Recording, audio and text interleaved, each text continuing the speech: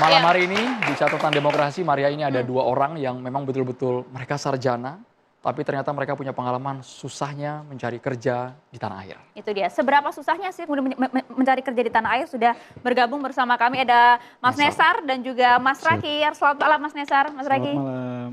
Mas Nesar, ini informasinya betulkah kemudian sudah sempat mencari kerja cukup lama, tapi nampaknya susah meskipun memegang ijazah sarjana, Mas Nesar? Iya, benar itu.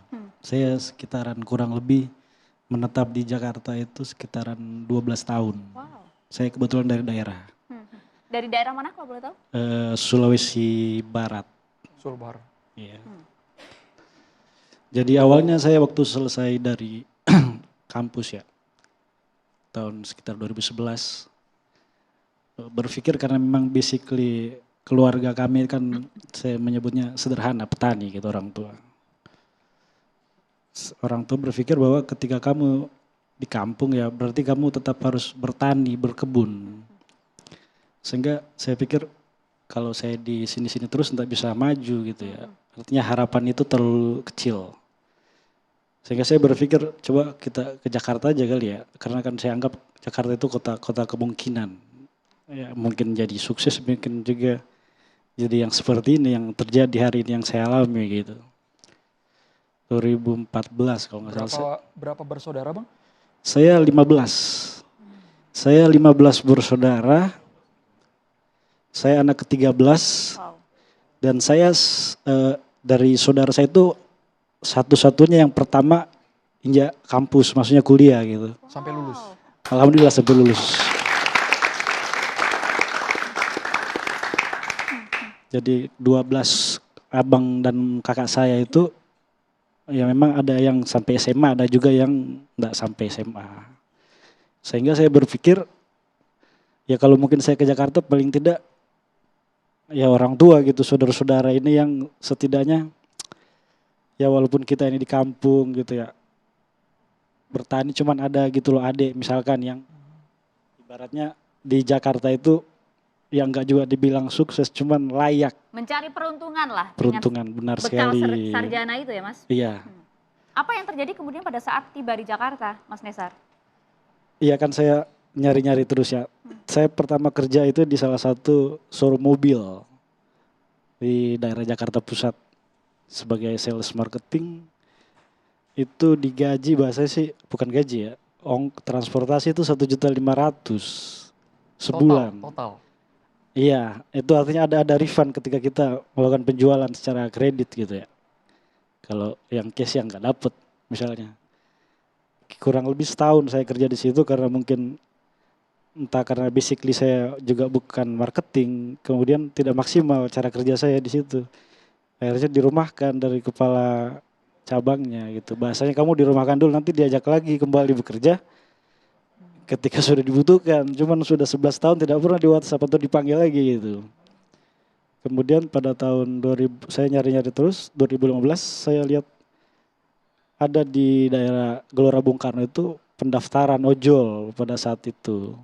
Kemudian saya cobalah karena saya pikir ya saya harus bertahan hidup ini kan kalau nggak punya penghasilan bingung juga. Sementara saya sudah berkeluarga kan.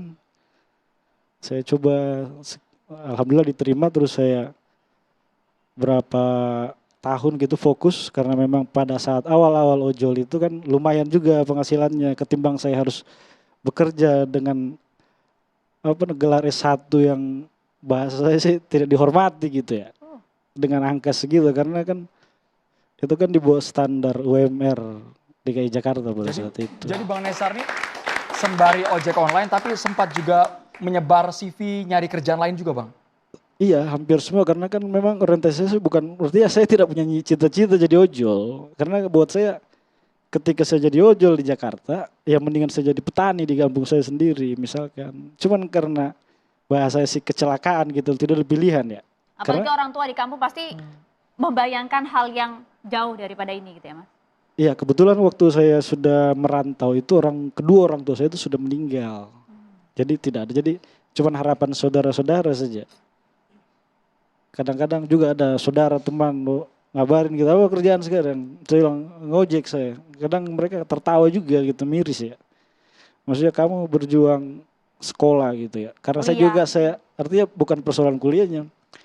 Saya sekolah secara pribadi itu kan dari SMP. Di kampung saya itu kampung terpencil, namanya Desa Lariang. Itu sekolahan cuma ada SD. Jadi ketika saya sekolah SMP, SMA itu harus keluar dari kampung itu. Jadi saya anggap artinya perjalanan saya juga kan meninggalkan kampung itu sudah cukup lama. Saya kemudian ketika saya harus kembali ke sana dengan titel sarjana juga, saya pikir tanggung ya. Mendingan 1 kali bablas saja gitu loh. Di tempat di Jakarta yang notabene harapan sangat besar. Cuman kenyataannya ya seperti ini gitu loh. Baik.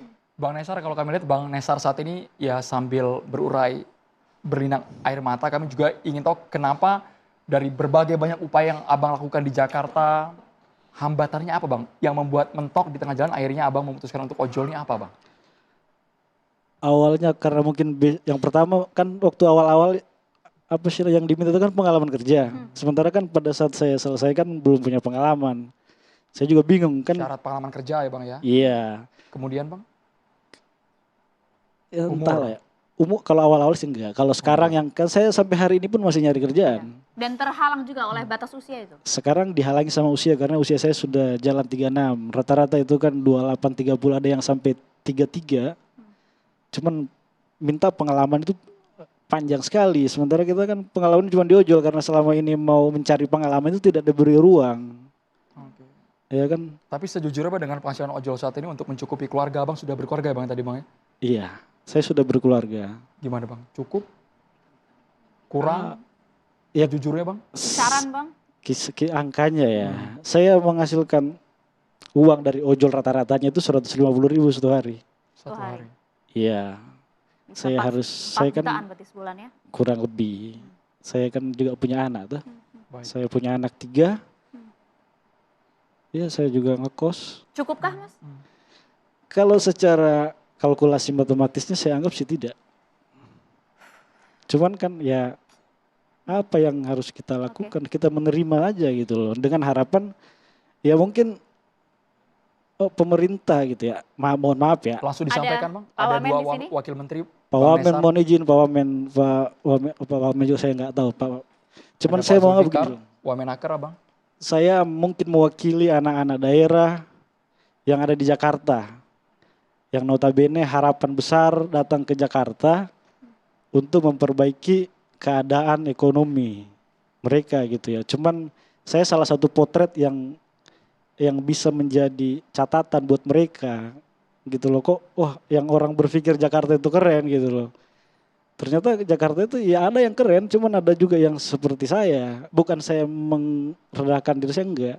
Ini realistis, di Jakarta itu keras sekali kehidupan. Jangankan saya enggak berpikir tentang gaya hidup, saya cuma berpikir makan saya, minum saya, cicilan motor saya, kosan saya dengan jajan anak-anak saya untuk sekolah, itu aja sudah cukup. Karena saya enggak terlalu banyak berpikir tentang hal-hal lain. Itu suara dari Bang Nesar ya Bang ya? Iya, jadi ada juga seperti beban moral dengan Beban moral. gelar sarjana S1. Mungkin di Jakarta itu S1 biasa ya. Tapi Tapi di kampung Desa kami Palu itu ya? saya jujur ini, di desa saya itu saya orang ketiga yang lahir dan Wow. besar di situ yang dapat predikat S1 di tahun 2011. Jadi Mohon maaf Bang, di kawan-kawan di desa atau mungkin teman-teman ojol ada yang sempat heran nggak? Kamu S1 tapi kok ojol gitu? Ada tidak yang mempertanyakan itu Bang? saya kan tidak pernah mengucapkan saya S1. Cuman kadang-kadang ketika saya ngobrol apa basically saya bilang saya ini. Lo kok mau ojol? Saya bilang saya juga realistis, saya juga butuh makan gitu. Karena kan mau S1, S2, S3 sampai profesor juga, ya kita kan bertanggung jawab dengan diri kita. Jadi saya kesampingkan moral itu gitu loh. Saya enggak butuh pengakuan S1 harus kerja sendiri. Yang ada aja tuh saya kerjain ojol hari ini itu yang saya kerjain dengan kurang lebih 11-12 tahun. Baik Bang Nesar. Ini contoh Bang Nesar, tapi Ya. ada juga Raki. Raki ini masih muda, ternyata S2. Bagaimana perjuangan mencari kerja di Jakarta yang menurut Raki, tadi kami sempat ngobrol sebelum siaran, sulit sekali. Ki. Meskipun S2 memegang gelar magister, Mas Raki.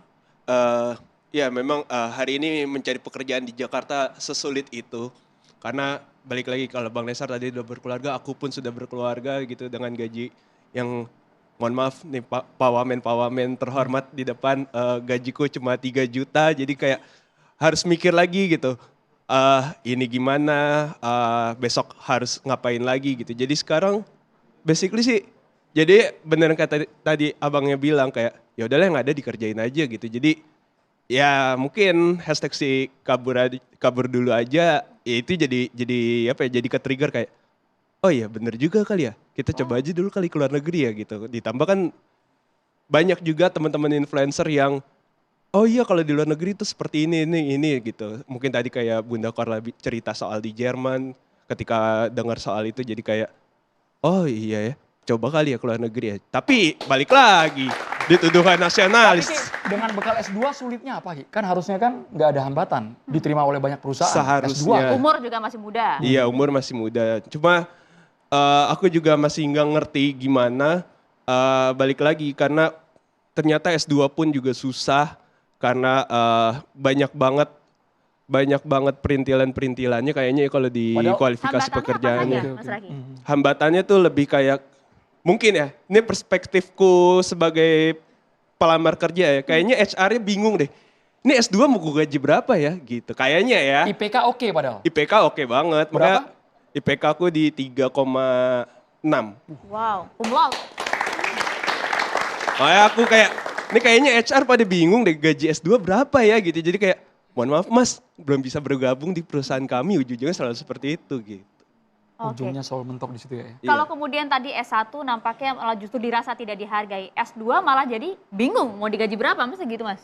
Iya perspektif aku ya, karena udah berkali-kali nyoba, gak dapet juga, akhirnya dapetnya ya itu yang tadi, yang rate-nya 3 juta, ya udahlah adanya ini, kita jalanan Tapi Ki sama ini sempat aja. kepikiran dengan hashtag kabur aja dulu, sepertinya saya harus mencari peruntungan di luar negeri. Sempat gak kepikiran ke arah sana, Sempet Ki? banget kepikiran, karena aku juga penggemar temannya Mas Pange, Abang Panji Pragiwaksono.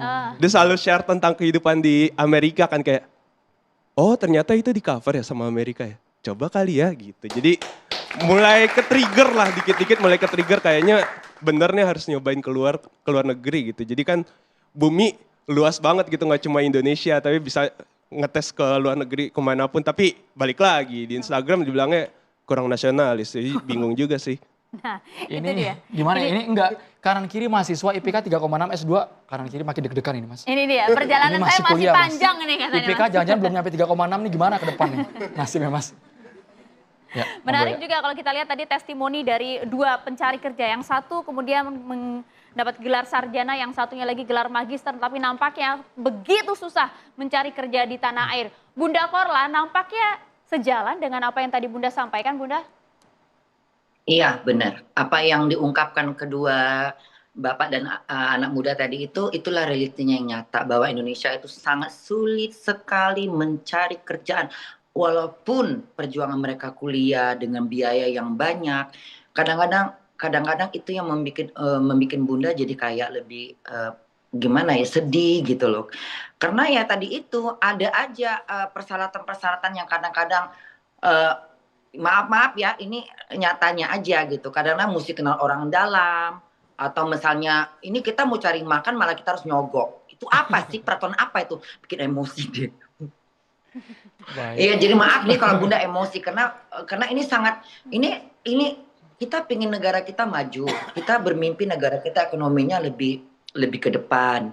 Kita juga harus melunaskan utang-utang yang harus kita bayar untuk membangun Indonesia yang telah dibangun. Tapi bagaimana keadilan tadi gitu? Ini keadilan sosial bagi seluruh rakyat Indonesia itu nggak terpakai jadinya.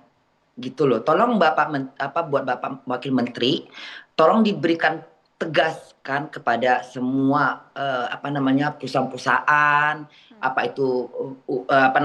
pokoknya perusahaan, tolong peraturan-peraturan yang tadi yang seperti persyaratan usia, harus punya pengalaman di luar, harus punya bagaimana mereka sekolah berapa tahun? Mereka sekolah tamat SMA itu paling 18 tahun. 18 tahun, terus kadang-kadang nerima kerjaan umur 20 atau di bawah usia 25. Bagaimana mereka punya pengalaman sedangkan mereka selama ini menuntut ilmu? Itu satu. Kedua, nanti ketika di usia ada batas-batas, ini batas-batasnya harus dihapuskan. Ini nggak berlaku. Itu pentingnya. Supaya tidak banyak pengangguran karena usia. Jadi seperti yang Bapak dua tadi itu kan mereka sekolahnya tinggi. mereka jadi ojol atau tukang ojek udah tidak ada pilihan, tidak ada pilihan daripada mati, nggak bisa ngasih makan bini, ngasih makan anak, ya udah ambil aja apa yang ada, yang penting duit. Tapi kan kasihan gitu loh. Maksud gini, orang sepintar mereka, orang sepandai mereka, orang yang punya prestasi, apalagi yang saat tadi itu 3,5 itu udah ribet. Cum laude ya. Itu kan apa ya, sayang ilmu mereka itu yang mereka dapat selama ini di sekolah, orang tuanya memberikan mendukung, mensupport, membiayain, tapi ujung-ujungnya jadi tukang ojek. Bahkan ini pengalaman saya punya teman. Baik, Dia itu Korla. kuliahnya sampai seperti Bapak tadi itu udah sampai S1. Ada yang Dia S2. itu jurusan hukum. Ya. Tapi gitu, dia ketika saya tanya bagaimana dengan kerjaanmu? Susah sekali Cynthia, katanya. Aduh, susah banget. Harus kena orang dalam, harus nyogok segala macam. Itu jadi akhirnya ujung-ujungnya dia tukang bawa kabel yang ada kerja di mana, waktu itu dia pernah kerja di suatu televisi apa saya lupa, tapi tukang bawa kabel nggak sesuai dengan pendidikan dia. Itu yang bikin saya Masukan dari Bunda Korla semuanya ini didengar langsung oleh Wakil Menteri Bunda Korla. Bahkan kabarnya bukannya Bunda Korla dari Ciki ingin menyuarakan curhatan pengalamannya yang tadinya kerja di luar negeri, akhirnya di Indonesia juga menemukan kendala. Pak Wamen harus dijawab, Pak Wamen. Kita harus jeda loh hanya di Catatan Demokrasi pemirsa.